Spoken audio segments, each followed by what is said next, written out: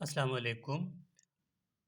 अच्छा, इस वीडियो के अंदर इंग्लिश सिनोनिम्स आप लोग कैसे कर सकते हैं, इसके लिए कोई भी ऐसा ट्रिक या कोई ऐसी स्टेप हमें कैसे पता चलेगा कि वो हमारा जो सवाल है वो गलत ना हो। देखें, कोई भी ऐसा लेक्चर या ऐसा कोई सिस्टम नहीं है जिससे आप लोग सिनोनिम्स को फिंगर टिप्स में कर सकते हो। लेकिन कुछ हद तक ऐसे ट्रिक्स ज़रूर हैं जो कि आपको हेल्प कर सकते हैं। जैसे कि आपका सिनोनिम्स हमेशा आएगा या तो नाउन से, या तो एडजेक्टिव से, या तो वर्ब से, या फिर एडवर्ब से। नाउन, वर्ब, एडवर्ब, एडजेक्टिव, इन्हीं 4 में से आपका आता है सिनोनिम। अब जब भी सवाल में नाउन दिया जाएगा, तो उसका जवाब भी नाउन में ही होना चाहिए, यानी उसका सिनोनिम भी नाउन में होना चाहिए। मिसाल के तौर पर जैसे मैंने लिखा है, अगर कोई लफ्ज़ नाउन में होगा, उसका सिनोनिम भी नाउन में आएगा। ये 100% है, ठीक है? और 80% आपके नाउन से ही आते हैं आपके सिनोनिम। ये बात भी याद रखें। ये क्लास मैंने अभी लिया था ज़ूम के थ्रू स्टूडेंट्स का, उसके बाद मैंने कहा चलें आपके साथ भी शेयर करते हैं। तो ये तो नाउन का ट्रिक हुआ। अब कैसे पता चलेगा आपको कि नाउन का ही वर्ड है?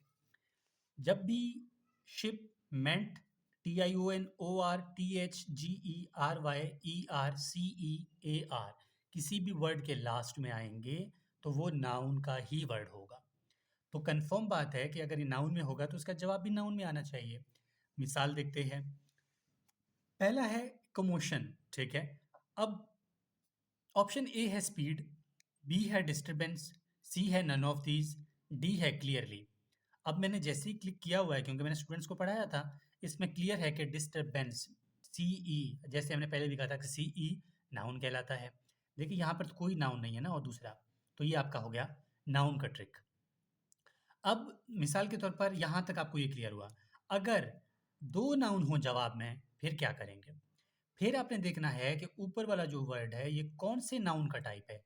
एब्स्ट्रैक्ट नाउन है या कॉमन नाउन है या फिर कोई और टाइप है।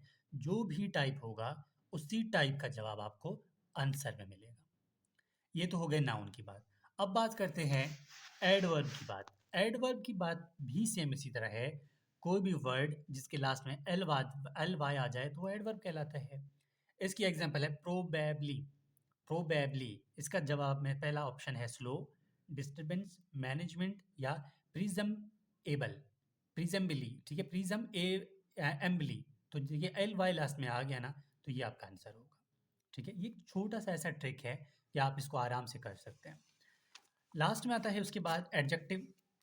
एडजेक्टिव्स को याद करने के लिए सिंपल वही बात कि आपको लास्ट में मिलेगा फुल, वी ई, ठीक है? जैसे ब्यूटीफुल, नेगेटिव, ई वी है ना, आई सी, ठीक है?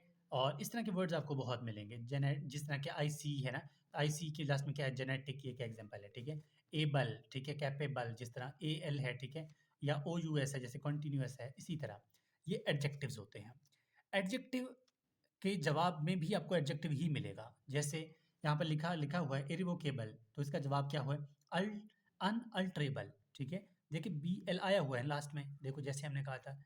जैसे ही इसका नाम होगा वैसे काम होगा, मतलब अगर ये एडजेक्टिव है तो जवाब भी एडजेक्टिव में ही आएगा, ठीक है? लास्ट में वर्ब, वर्ब के लिए कोई ऐसा खास ट्रिक तो नहीं था। जो इन ट्रिक को फॉलो ना करे, और वो क्या होता है? वर्ब होता है।